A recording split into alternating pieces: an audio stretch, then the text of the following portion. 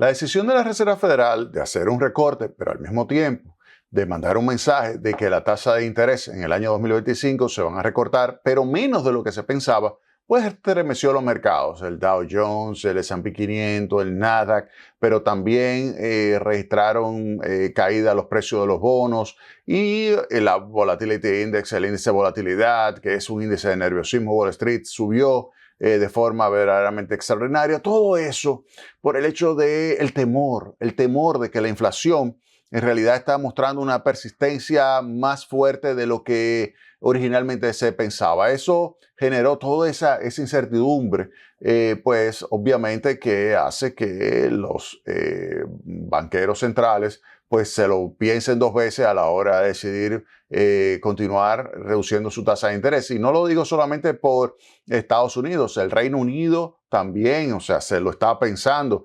El Banco Central Europeo, que hace unos días estaba señalando, bueno, que ellos van a continuar reduciendo su tasa de interés, aunque los Estados Unidos no lo haga, porque ellos quieren mover la economía por el hecho de que la economía está en una situación que lo que se prevé de crecimiento es de 0.8% en la eurozona y que Alemania, que es la principal economía de la eurozona, apenas estaría registrando una variación de cero, es decir, no una caída como sucedió el año anterior, que es una recesión, pero sigue siendo una situación verdaderamente deprimente, una variación de 0% para este año. Y ante esa situación, es lógico que el Banco Central Europeo quiera estimular la economía y por eso ellos quieran seguir reduciendo su tasa de interés. Pero la consecuencia de eso es la depreciación del euro frente al dólar. Pero voy a hablar un poco más adelante sobre el tema de los movimientos de las tasas de cambio entre los países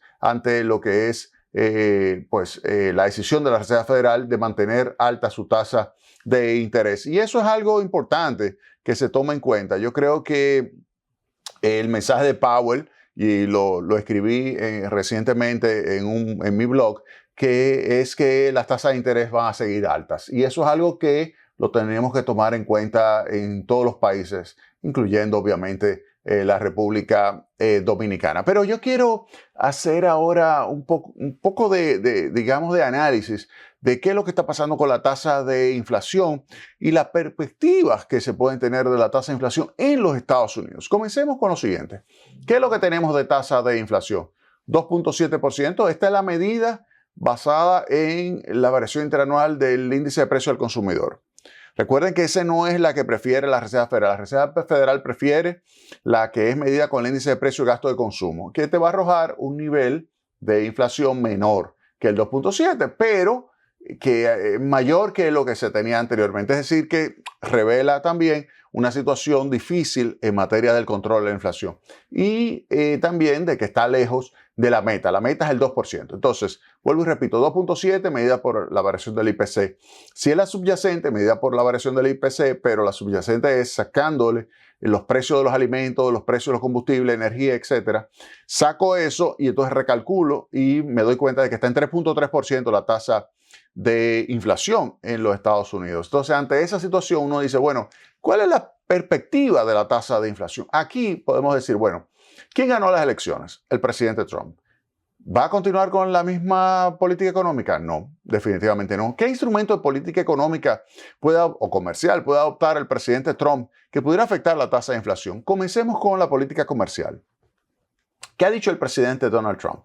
El presidente Donald Trump ha señalado que aquellos países que no cumplan con algunos elementos clave, como por ejemplo la lucha contra el narcotráfico o contra los flujos migratorios ilegales, o que estén subsidiando excesivamente a sus productores y que quieran invadir el mercado norteamericano con productos caracterizados por el dumping.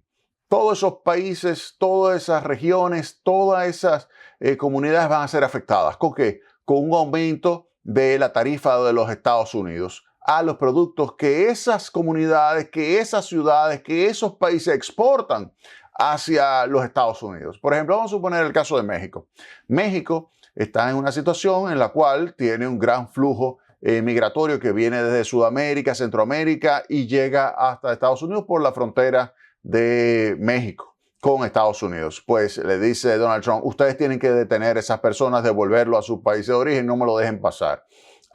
Eso no lo quiere hacer México, pues inmediatamente le coloca un arancel sobre los productos mexicanos. ¿Pero qué significa eso? México es el principal socio comercial de los Estados Unidos. Si Estados Unidos le pone, por ejemplo, un arancel a los productos que vienen de México, a pesar de que hay un acuerdo de libre comercio, y le coloca un arancel del 10%, eso significa que el precio de los productos que vienen de México se va a encarecer 10%. Vamos a suponer que sea el 10%, el 20% del comercio con Estados Unidos. Bueno, eso va a tener unas implicaciones sobre la tasa de inflación en los Estados Unidos. Entonces, esa es una medida que se prevé que podría ejecutarse, que pudiera tener un efecto sobre la inflación. Ese es el caso de México, que ahí se le puede poner por los temas de flujo migratorio, como también por la lucha contra el narcotráfico. Tomemos el caso de China. China es un país que es especialista en subsidiar, es especialista en distorsionar precios, distorsionar costos de sus empresas. Ok, vamos a suponer que hay un conjunto de productos que dice Donald Trump, que dice el Departamento de Comercio de los Estados Unidos, que están siendo subsidiados.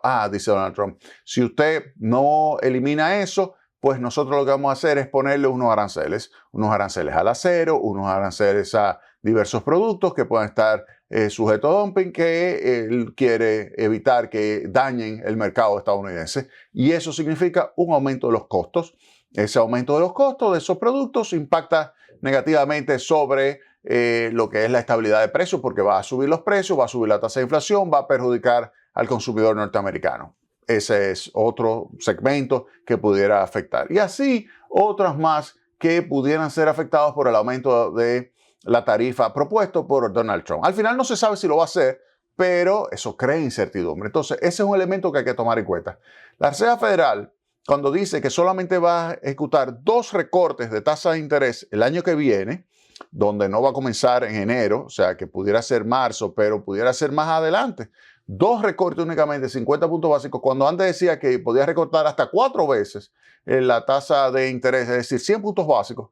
Pues es lógico que ante esa situación se esté pronosticando una mayor tasa de inflación. Y de hecho, lo que está pronosticando la Reserva Federal ahora de tasa de inflación para el año que viene es mayor que lo que se tenía previsto. Es más, ahora se piensa que se va a llegar a la meta hacia el año 2027 y que bajaría al 2%. Imagínense ustedes, ante esa situación es lógico que entonces usted diga que, bueno, la tasa de interés se va a mantener alta por más tiempo. ¿Para qué? Para enfrentar, ¿qué? La tasa de inflación. Esa tasa de inflación va a estar vinculada con el hecho de que hay una potencialidad de impacto que puede venir por el lado de la política comercial, específicamente de las tarifas. Otro punto que hay que tomar en cuenta es la política migratoria. El presidente Donald Trump, ¿qué ha dicho? Que va a ejecutar una política migratoria en la cual va a apretar y va a devolver millones de personas que están ilegales en territorio norteamericano hacia sus países de origen. Miren, no es lo mismo devolver personas que ya están trabajando ilegalmente, pero están trabajando en el mercado de los Estados Unidos y que está ya envuelto en un proceso de producción de bienes y servicios, de repente que usted los agarra, los saca y los manda para su país de origen. Eso no es lo mismo a detener nuevos flujos migratorios. Son dos cosas distintas. Mandar a estas personas a sus países de origen, sacarlo de los procesos productivos, implica un aumento de costos porque hay una disminución de la mano de obra. Esa disminución de la mano de obra implicará un aumento porque habrá una reducción de la oferta de mano de obra. Eso implicará un aumento de los salarios. Ese aumento de los salarios, imagínense ustedes. Ahora mismo los salarios por hora están creciendo en Estados Unidos en 4%. 4% es un punto porcentual por encima del nivel que se requiere de variación de salarios para que sea compatible con la tasa de inflación del 2%, que es un 3%. Está en 4%. Hay que colocarlo en 3. Pero si yo saco millones de personas que están trabajando ahora mismo de los Estados Unidos y que están trabajando de forma ilegal, si yo los saco y los mando a su país de origen, eso significa una caída de la oferta de mano de obra. Esa caída de mano de obra va a subir los salarios. Esa subida de salario va a estar por encima del 4%. Entonces va a generarse una variación de los costos laborales que va a estar muy por encima de lo que se requiere para tener una meta de inflación de 2%. Entonces, esa política de Donald Trump de mandar personas para su país de origen que están trabajando actualmente en los Estados Unidos va a tener una repercusión muy negativa sobre la estabilidad de precios. La tasa de inflación va a ser mayor. Entonces, fíjense cómo eso es muy diferente a decir, ¿saben qué? Vamos a evitar que sigan entrando al mismo ritmo que estaban entrando los inmigrantes en los 4 años anteriores. Eso sí se puede hacer. Eso sí se puede hacer porque ahí usted puede ir mezclando y decir, mira, ¿tú sabes qué? Yo voy a necesitar 100,000 inmigrantes. Voy a requerir 150,000, entonces le voy a dar una entrada regular a esos inmigrantes. ¿Para qué? Para que me vayan a mí acomodando el mercado laboral de tal manera de que no haya una presión ascendente de los salarios que sea excesiva. Esa sería la idea. Pero yo lo voy regulando. No es lo mismo sacar millones de personas que están trabajando de manera irregular en los Estados Unidos ahora, porque eso pudiera generar una situación de aumento de los costos laborales. Entonces, ese es otro tema que hay que tomar muy en cuenta y que está vinculado con la política del presidente Donald Trump. El otro punto que hay que tomar en cuenta también es que el presidente Donald Trump ha señalado que va a aplicar una reforma tributaria que implica una reducción de los impuestos. ¿Qué significa una reducción de los impuestos? Dado el nivel de gasto, si yo reduzco los impuestos y no se reanima la economía como para que aumenten ingresos tributarios por otra vía, si yo reduzco los impuestos, pues eso aumenta el déficit. Si aumenta el déficit, en primer lugar, eso significa un aumento de la demanda agregada. Un aumento de la demanda agregada presiona los precios. Al presionar los precios, sube la tasa de inflación. Entonces, por ese lado, ya hay una presión ascendente de los precios. Pero no solamente eso, sino que también habría, si hay un mayor déficit, una mayor colocación de títulos del del gobierno de los Estados Unidos. Esa mayor colocación de títulos del gobierno de los Estados Unidos, ¿qué significa? Eso significa inmediatamente un aumento de la tasa de interés. Un aumento de la tasa de interés que repercutiría negativamente sobre el crecimiento de la economía. Entonces se crea ahí un círculo vicioso que impacta negativamente sobre la situación de las finanzas públicas. Por el lado de los ingresos, menor ingreso, pero también por el lado del gasto, porque aumentaría los costos financieros y aumentaría el gasto corriente del gobierno. Y eso es algo negativo y presiona sin lugar a duda los precios. Entonces todo eso está vinculado con la política que ha estado señalando el presidente Donald Trump que va a ejecutar. Entonces es probable que esto que está viendo la Reserva Federal para el año 2025 incluya algo. Eso puede ser, no lo sabemos porque no tenemos la minuta en la mano, no sabemos exactamente los detalles de lo que se discutió ahí adentro de la Reserva Federal. Simplemente le estoy diciendo cómo se puede interpretar. Eso que pudiera suceder en materia de política económica con el presidente Trump a partir de enero, que es cuando asciende al poder, en materia de política comercial, las tarifas, los aranceles, en materia de política laboral, la inmigración y política fiscal por el lado del gasto público y por el lado de los impuestos, que pudiera suceder con el déficit público. Todos esos elementos impactarán sobre la tasa de inflación. Eso pudiera ser lo que está sucediendo, pero también pudiera ser simplemente el hecho de que lo que estamos observando de tasa de inflación es que hay una persistencia con relación a la tasa de inflación y se ve en el mercado laboral. ¿Por qué? Porque la tasa de variación de los salarios está en 4% y vuelvo y repito, eso es un punto porcentual por encima de lo que es compatible con la tasa de inflación del 2%. Oigan bien, lo que es compatible con la tasa de inflación de 2% es una variación de los salarios del 3% y la variación de los salarios es 4% ahora mismo.